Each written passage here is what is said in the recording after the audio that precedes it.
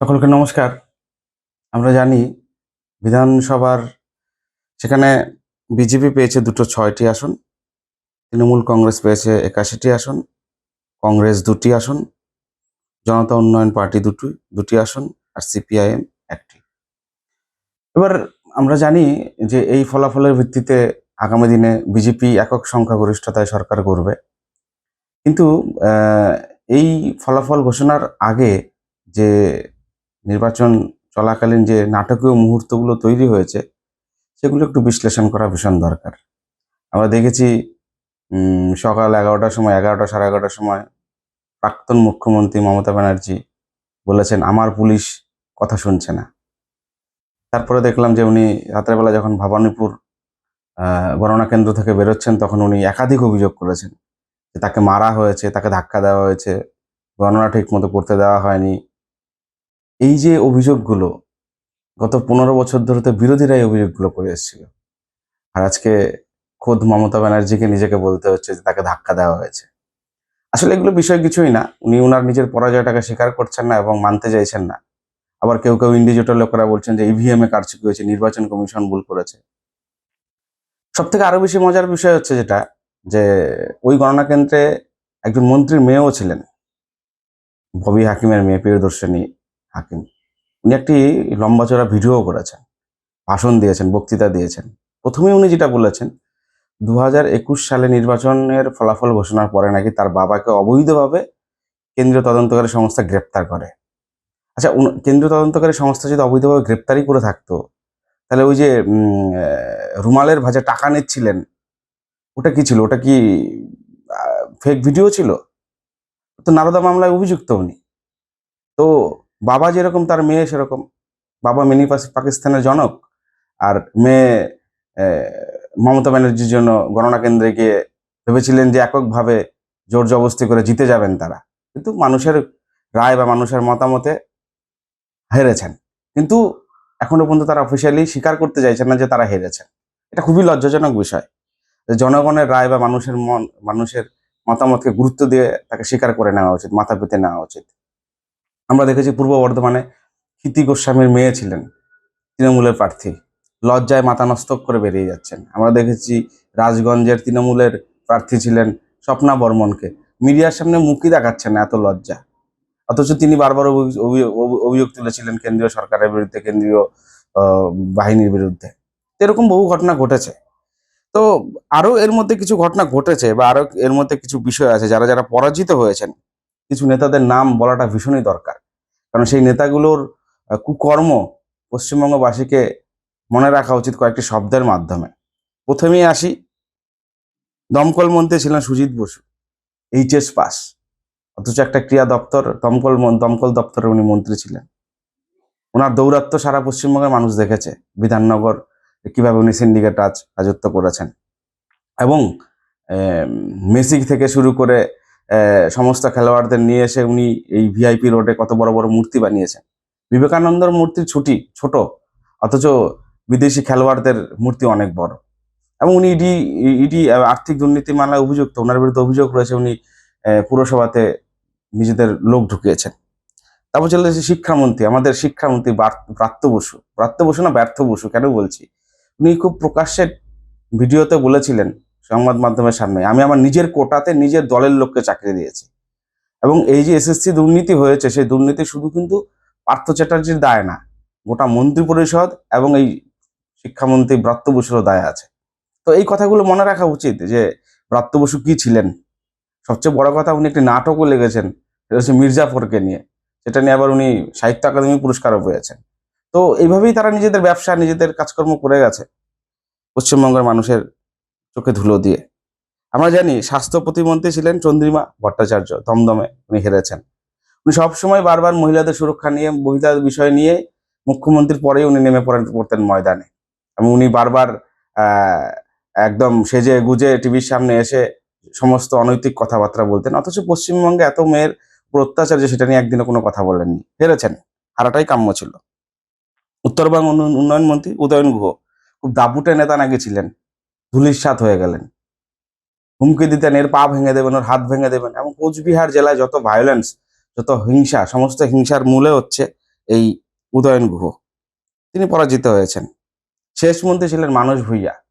বলতে দ্বিধা নেই, সবংয়ে একটি খুনের মামলা থেকে বাঁচার জন্য উনি তৃণমূলে যোগ দিয়েছিলেন। এবং আমরা সবাই দেখেছি সেই দৃশ্য, যে মাঠে জল কাদাযুক্ত মাঠের মধ্যে, ধান ক্ষেতের মধ্যে উনি কিভাবে ধুতি উঁচু করে দৌড়েছিলেন।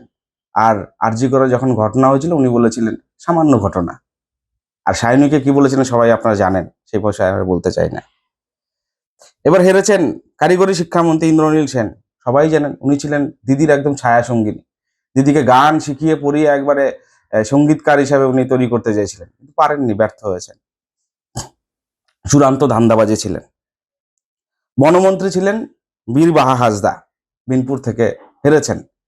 আমরা এই বীরবাহার কথাই মনে পড়ে এই কারণেই, যখন রাষ্ট্রপতি দ্রৌপদী মুর্মু এসেছিলেন উত্তরবঙ্গে একটা অনুষ্ঠানে, তখন তাকে কিভাবে মমতা ব্যানার্জি অপমান করেছিলেন, সব রকম অসহযোগিতা করে।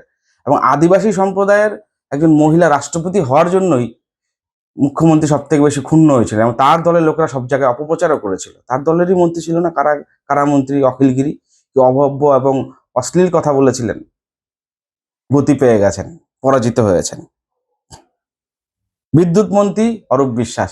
সারা ভারতবর্ষে যে বিদ্যুতের ইউনিটের দাম পশ্চিমবঙ্গে তার থেকে সবচেয়ে বেশি। ওই গোয়েল পরিবারকে খুশি করার জন্য তারা সবসময় এই দাম বৃদ্ধি করে গেছে। তার কুকীর্তি টলিউডকে পুরো একদম রাজনীতির আখড়া বানিয়ে দিয়েছেন। অরূপ আর অরূপের ভাই স্বরূপ ফাউন্ডেশনের উনি প্রেসিডেন্ট। আর ওইখানকারই কিছু পার্ট টাইমার অভিনেতা অভিনেত্রী ছিলেন, যারা আহ আহ দিনের বেলা তৃণমূল কংগ্রেস করতেন, রাতের বেলা তারা সব হচ্ছে অভিনয় করতেন। হেরেছেন। সবচেয়ে বড় কথা হচ্ছে উনি যেই দুর্নীতিটা করেছেন সেটা হচ্ছে মেসিকে দেখানোর নামে করে হাজার হাজার যুবক সম্প্রদায়ের মানুষের কাছে প্রচুর টাকা লুটেছেন, এবং সেই টাকার উনি অপব্যবহার করেছেন। একেই অ্যারেস্ট করা উচিত ছিল সেই সময়। এই অরূপ বিশ্বাস এবার হেরেছেন। এবং এই অরূপ বিশ্বাস পুরো টলিউড ইন্ডাস্ট্রিকে, অর্থাৎ চলচ্চিত্র জগৎকে উনি নিজের হাতের মুঠোয় রেখেছিলেন, এবং দুই ভাই মিলে শোষণ করেছেন। এই অরূপ বিশ্বাস নিজের গতি দেখে নিয়েছেন, নিজের গতির পথে খুঁজে পেয়েছেন। চলে আসি, গ্রন্থাগার মধ্যে ছিলেন সিদ্দিকুল্লাহ চৌধুরী, মন্তেশ্বর থেকে জিতেছিলেন। খুব তাবড় নেতা ছিলেন। তাবড় নেতা ঠিক বলার না, এক নম্বরের পাক্কা জেহাদি ছিলেন। উনি জামায়াতে উলেমা হিন্দ নামে একটি সংগঠন করেছিলেন। সেই সংগঠনের নামে সিএ থেকে শুরু করে, ওয়াকফ থেকে শুরু করে, নুপুর শর্মা থেকে শুরু করে সমস্ত বিষয়ে উনি সারা পশ্চিমবঙ্গে অস্থিরতা তৈরি করেছেন। এবং উনি বলেছিলেন আগে জেলাগুলোকে টাইট দেবো, তারপরে কলকাতা শহরে। এবং 10 জায়গায় উনি 50-50 করে লোক বসে নিয়ে গোটা কলকাতা শহরকে অচল করে দেওয়ার ক্ষমতা রাখেন। সেই সিদ্দিকুল্লাহ চৌধুরী হেরেছেন। হারাটাই কাম্য ছিল। কারণ এই ধরনের সাম্প্রদায়িক লোকরা যখন রাজনীতির আঙ্গিনায় চলে আসে, তখন ধর্মীয় মেরীকরণ হয়, এবং তারা তাদের নিজস্ব ধর্মকে নিয়ে সবসময় বেশি ভাবেন এবং মানুষকে উস্কানি দেন, এবং ছোট ছোট যুবক ছেলে মেয়েদেরকে উস্কে দিয়ে সমাজে বিভিন্ন রকম হিংসাত্মক ঘটনা ঘটান। তার হারাটাই কাম্য ছিল। এর তো জেলে যাওয়া উচিত একদম। এর বিরুদ্ধে এত যদি সঠিক করে তদন্ত হয়, আমরা আগামী সরকারের কাছে অনুরোধ করব, এই যে দুর্নীতিগ্রস্ত যত মন্ত্রীরা হেরেছেন তাদের বিরুদ্ধে যেন একটা করে কমিশন গঠন হয় এবং স্বচ্ছ নিরপেক্ষ তদন্ত হয়। হেরেছেন সিদ্দিকুল্লাহ চৌধুরী। মন্ত্রী নারী ও শিশু কল্যাণ মন্ত্রী শশী পাজা বিভিন্নভাবে কান্নাকাটি করেছেন নির্বাচনে প্রচারের সময়। উত্তর কলকাতায় ওনারই আধিপত্য চলে, অথচ উত্তর কলকাতায় আরজি করেই অভয়ার নির্মমভাবে হত্যা হতে হয়েছিল। তো উনি নারী ও শিশু কল্যাণ মন্ত্রী হিসেবে কি দায়িত্ব পালন করেছেন? উনি শুধু ওনার বাবার নাম বেঁচে খেয়েছেন, পাজা পদবি নিয়ে উনি বেঁচে খেয়েছেন, এবং ওনার কোনো সমাজে কন্ট্রিবিউশন, এবং এরা প্রত্যেকেই হচ্ছে দুর্নীতিগ্রস্ত। তো এই নেতারা হেরেছেন, এবং হারার কারণে একটি সত্যি কথা বলতে, হ্যাঁ, আরেকটা এই তালিকায় আরেকজন আছেন, সে কুখ্যাত নেতা, সে হচ্ছে জ্যোতিপ্রিয় মল্লিক। রেশন দুর্নীতি উনি অভিযুক্ত ছিলেন। প্রায় 10,000 কোটি টাকার রেশনের সম্পত্তি উনি হরপ করে নিয়েছেন এবং কালীঘাটে দিয়েছেন। সেই জ্যোতিপ্রিয় মল্লিক বলেছিলেন যে তৃণমূল বিপুল সংখ্যায় বিপুল ম্যান্ডেট নিয়ে আবার সরকার গঠবে। সেই জ্যোতিপ্রিয় মল্লিক নিজের রাস্তা মেপে নিয়েছেন, বুঝে নিয়েছেন। তিনি অভিযুক্ত ছিলেন। বরুণ বিশ্বাস খুনের মামলায় তিনি অভিযুক্ত, এবং বরুণ বিশ্বাসকে খুন করেছে তারা কিভাবে গত 15 বছর ধরে গোটা পশ্চিমবঙ্গে দৌরাত্ম্য চালিয়ে, তার কিন্তু নমুনা আমরা দেখেছি। আরো তৃণমূলের এরকম অনেক ছোট বড় নেতা আছে যারা অনেকেই হেরে গেছেন, অনেকেই জিতেছেন। কিন্তু সবচেয়ে বড় কথা হচ্ছে মুখ্যমন্ত্রী মমতা বন্দ্যোপাধ্যায় দুবারের জন্য হেরেছেন, এবং শুভেন্দুর কাছে হেরেছেন, নন্দীগ্রামে হেরেছেন, ভবানীপুরে হেরেছেন। এবং তার এই হার নিয়ে সারা ভারতবর্ষে এখন তথাকথিত সেকুলার বামপন্থী ইন্ডি জোটের লোকেরা যারা সমর্থক, তারা বিভিন্ন জায়গা থেকে বয়ান দিচ্ছেন যে তাকে জোর করে হারানো হয়েছে। মমতা ব্যানার্জিকে জোর করে হারাবে এরকম ক্ষমতা কারো নেই। উনি তো সর্বেশ্বর্বা, উনি মানুষের জনমতে হেরেছেন, মানুষের সঙ্গে মিথ্যা প্রবঞ্চনার কারণে হেরেছেন। এবং সব থেকে বেশি যেটা ওনার মুখ থেকে বেরিয়েছে সেটা হচ্ছে হিন্দু বিদ্বেষী মন্তব্য। মনে আছে মহাকুম্ভকে বলেছিলেন মৃত্যুকুম্ভ, হিন্দু ধর্মকে বলেছিলেন গন্ধা ধর্ম, এবং যে গরু দুধ দেয় সেই গরুর লাথি খাওয়া ভালো। কালকে জনতা উন্নয়ন পার্টির আরেক মুঘল নেতা হুমায়ুন কবির বলেই দিয়েছে যে দুপায়ে লাথি খেয়েছে মমতা ব্যানার্জি। তো এই ধরনের মানে একটি সাম্রাজ্য তৈরি করেছিলেন মমতা ব্যানার্জি গত 15 বছরে বামপন্থীদের পরে। বামপন্থীরা তো এক সাম্রাজ্য গড়েছিল, সেই সাম্রাজ্যের পরে তিনি আরেক সাম্রাজ্য গড়েছেন। এবং সিপিএম এর সব থেকে মেধাবী ছাত্রী ছিলেন হচ্ছে এই মমতা ব্যানার্জি, সেটা বলে সবাই আমরা জানি। কেন বলছি এই কথাটা? কারণ উনি ওনার দল এবং পশ্চিমবঙ্গকে চালাতে চেয়েছে যাদের মাধ্যমে, তা হচ্ছে মিনি পাকিস্তানের যে অনেক ববি হাকিম, সন্দেশখালীর হচ্ছে কুখ্যাত নেতা শাহজাহান, মুর্শিদাবাদের হুমায়ুন কবির, জাহাঙ্গীর, এই সমস্ত নামের অর্থই মানে বুঝি না আমরা। সেই নামের সঙ্গে বাংলার কোনো সম্পর্কই নেই। সেই নামের অর্থ যদি খুঁজতে যান বাংলার কোনো শব্দই খুঁজে পাবেন না। তো এই ধরনের ব্যক্তিদের সামনে রেখে গোটা পশ্চিমবঙ্গকে চালানোর পরিকল্পনা করেছিলেন, এবং আগামী দিনে এই পশ্চিমবঙ্গে পশ্চিম বাংলাদেশে পরিণত করতেন। সেই জায়গা থেকে বাঙালি নিজেদের অস্তিত্ব রক্ষা করেছে। তারা শেষ লড়াই আপ্রাণ চেষ্টা করে মানুষ জনমত নির্বিশেষে তারা ভোট দিয়েছেন, এবং ভোট দিয়ে তারা একটি নতুন সরকারের রাস্তা তৈরি করেছেন। এবং আমরা আগামী দিনে অবশ্যই নতুন সরকারের কাছে দাবি জানাবো বা আমাদের আবেদন রাখবো, যেখানে যেখানে অন্যায় হয়েছে, অবিচার হয়েছে, সেখানে সেই সমস্ত ফাইলগুলো যেন ওপেন করা হয়। তৃণমূল যেটা করেনি, 2011 সালে ক্ষমতায় আসার পরে তারা কিন্তু সিপিএম এর কোনো ফাইলই খোলেনি, তারা বরং তাদের সঙ্গে অ্যাডজাস্ট করে গেছে। তো সিপিএম এবং তৃণমূলের সেই সঙ্গে পুরোনো ফাইলগুলো খোলা উচিত, এবং যারা যারা যে মামলায় অভিযুক্ত তাদেরকে সবাইকে কাঠগড়ায় পর্যন্ত নিয়ে যাওয়া উচিত। এবং সমস্ত রাজনৈতিক কর্মী যাদের বিরুদ্ধে মিথ্যা মামলা দেওয়া হয়েছে, দিনের পর দিন হ্যারাস করা হয়েছে, তাদের বিরুদ্ধে সমস্ত মামলা তুলে নেওয়া উচিত। এবং এই কাজটি যদি করতে পারে এবং এইভাবে যদি দুষ্কৃতীদের এবং মাফিয়াদেরকে পশ্চিমবঙ্গ থেকে সাফ করা যায়, তবেই পশ্চিমবঙ্গ কিন্তু একটি সুগম্য, একটি সুন্দর ভবিষ্যতের দিকে এগোবে। নয়তো পশ্চিমবঙ্গ বদ্ধভূমিতে আটকে থাকবে। তো সেই কারণে এই নির্বাচনের ফলাফল অবশ্যই বলা উচিত। আমরা অলরেডি আজকেও হয়তো দেখতে পাবো বিভিন্ন জায়গা থেকে বিভিন্ন নেতারা দিল্লি থেকে বা মুম্বাই থেকে কলাকুশলী তথাকথিত যারা কলাকুশলী বা সেকুলার, তারা হয়তো বিভিন্ন জায়গায় বলবেন যে নির্বাচন ভালো করে হয়তো হয়নি, ভোট লুট হয়েছে।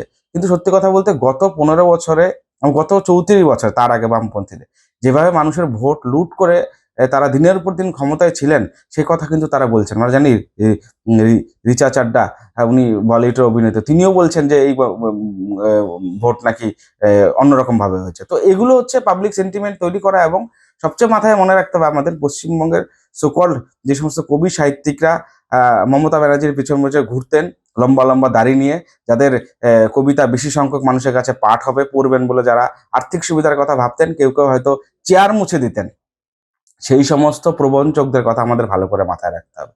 এবং টলিউডের সেই সমস্ত অভিনেতা অভিনেত্রী যাদের সমাজে কোনো কন্ট্রিবিউশন নেই, যারা দিন রাত বলতেন যে এই হিন্দুত্ববাদী শক্তি হচ্ছে অত্যন্ত খারাপ এবং তাদেরকে নিয়ে খুব খারাপ চোখে দেখা হয়, তাদেরকে কিন্তু সত্যি কথা বলতে এখন সময় এসে গেছে যে আমাদের এই হিন্দুত্বের সঠিক পাঠ কি তাদের দেওয়ার, এবং তাদেরকে বোঝানোর, এবং তাদেরকে তাদের মনের অন্ধকারকে দূর করে দেওয়ার। তো সেই কারণে আমাদের দায়টা কিন্তু অনেক বেশি আরো, এবং আমাদের দায়িত্ব আরো বেড়ে গেল।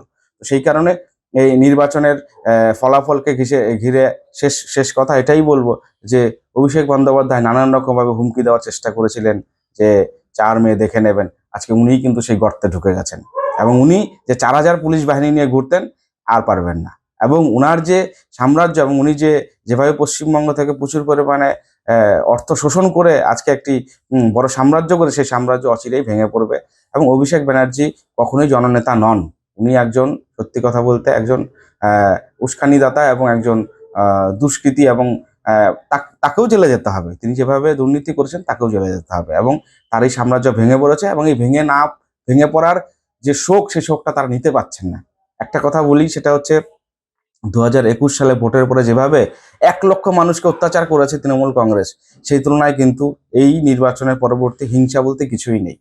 কিছু পার্টি অফিস দখল করেছে, সেটা ব্যক্তিগত রাগের কারণে হয়তো তারা তাদের আবেগকে ধরে রাখতে পারেননি, সেটা অন্যায় হয়েছে। কিন্তু সেই অর্থে কিন্তু এখনো পর্যন্ত রক্তপাতের কোনো খবর নেই, খুনোখুনির কোনো খবর নেই। অথচ 2021 সালের পরে কিন্তু লাগাতার একটা খুনের প্রক্রিয়া চলেছিল। তো সেই কারণে আরো একবার বলবো, এই নির্বাচনের মূল বিশ্লেষণের জায়গা হচ্ছে একটাই: হিন্দু সমাজ একত্রিত হয়েছে, হিন্দু সমাজ নিজেরা সচেতন হয়েছে এবং তারা আগামী দিনে হিন্দু সমাজকে সুরক্ষিত রাখার জন্য সব রকম পদক্ষেপ নেবেন, সব রকম ভাবনা চিন্তা করবেন। এবং সবচেয়ে বড় কথা হচ্ছে যে নির্বাচন কমিশন, জাতীয় নির্বাচন কমিশন, নির্বাচন কমিশন যেভাবে হিংসামুক্ত একটি নির্বাচন করেছে তার জন্য তাদেরকে আরো একবার অভিনন্দন জানাই। এবং আগামী দিনে পশ্চিমবঙ্গে যাতে ভয়ভীতির, সন্ত্রাসের পরিবেশ এবং হিংসা পরিবেশ চিরতরে বিলুপ্ত হয়ে যায় সেই কামনাই করি।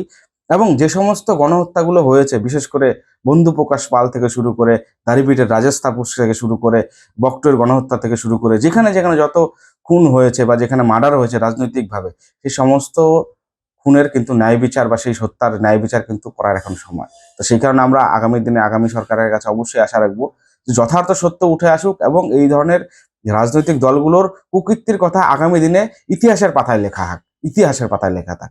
সকলকে নমস্কার। নির্বাচনের ফলাফলের এই বিশ্লেষণ, তৃণমূল কংগ্রেসের পরাজয়, তাদের নেতাদের পরাজয়, এবং এই কথা বলে আজকের এই প্রতিবেদন শেষ করছি। আগামী দিনে আবার আরেকটি নতুন প্রতিবেদন নিয়ে উপস্থিত হব। নমস্কার। বন্দে মাতরম। ভারত মাতা কি জয়।